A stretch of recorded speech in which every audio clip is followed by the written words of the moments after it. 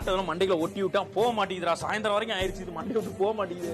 நம்ம ஒரு சாங் கேட்டிருப்போம். அடுத்த 5 நிமிஷத்துக்கோ, இல்ல அடுத்து 1 மணி நேரத்துக்கோ, இல்ல அந்த நாள் ஃபுல்லாவுமே அந்த சாங் நம்ம மைண்ட்ல ஓடிட்டே இருக்கும். இதுக்கு என்ன காரணம்னு யோசிச்சிருக்கீங்களா? இதுதான் ஏர் வார்ம் எஃபெக்ட் அப்படின்னு சொல்லுவாங்க. அதாவது ஒரு பாட்டு நம்ம விருப்பம் இல்லாமலே நம்ம மைண்ட்ல ஓடிட்டே இருக்கும். இது ஏன் இப்படி நடக்குது அப்படின்னா, நம்ம பிரெயினுக்கு ஒரு விஷயம் ரொம்ப சிம்பிளாவும், கேட்சியாவும், அட்ராக்டிவா இருக்கிற பேட்டர்ன்ஸ் வந்து ரொம்ப பிடிக்கும்.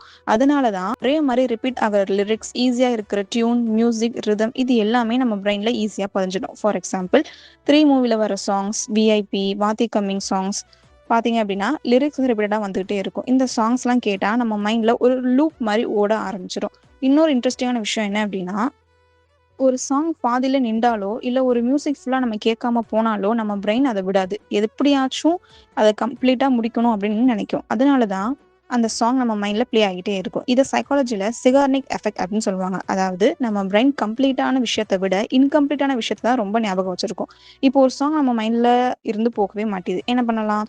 ஃபர்ஸ்ட் திங் அந்த சாங்க முழுசா கேட்டு முடிங்க. செகண்ட் திங் வேற ஏதாச்சும் ஆக்டிவிட்டில ஃபோக்கஸ் பண்ணுங்க. அப்படி இல்ல அப்படின்னா, வேற சாங்ஸ் மேல மைண்ட ஷிஃப்ட் பண்ணுங்க. ஸோ நெக்ஸ்ட் டைம் ஒரு பாட்டு உங்க மைண்ட்ல விட்டு போல அப்படின்னா, உங்க பிரெயினுக்கு அந்த மியூசிக், லிரிக்ஸ் எல்லாமே ரொம்ப பிடிச்சிருக்குன்னு அர்த்தம். அதுதான் ஒரு சைனா நம்மளுக்கு குடுக்குது.